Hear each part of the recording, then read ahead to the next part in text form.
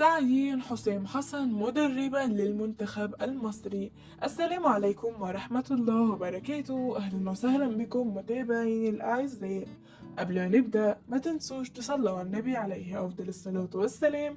يلا بينا نبدأ الفيديو. أعلن الاتحاد المصري لكرة القدم اليوم الثلاثاء في بيان رسمي تعيين حسام حسن مدربا للمنتخب المصري خلفة للبرتغالي روي فيتوريا. قرر مجلس إدارة الاتحاد المصري في اجتماعه اليوم الثلاثاء تعيين حسام حسن بجانب توأمه إبراهيم حسن على رأس القيادة الفنية للفراعنة.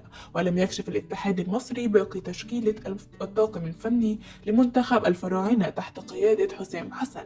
وارتأى الاتحاد المصري لكرة القدم إقالة المدرب روي فيتوريا من منصبه على خليفة الخروج أمام الكونغو الديمقراطية من ضمن نهائي كأس الأمم الأفريقية التي تقام حاليا في كوت ديفوار. ويعد حسام حسن أحد أبرز النجوم في تاريخ منتخب مصر، علما بأنه الهداف التاريخي للفراعنة. وسبق للمدرب حسام حسن أن أشرف على أندية مصرية عدة، ويتعلق الأمر بنادي الزمالك وبيراميدز وسموحة والاتحاد والمصري والبورسعيدي، بالإضافة إلى قيادة منتخب الأردن في تجربة قصيرة خارج مصر.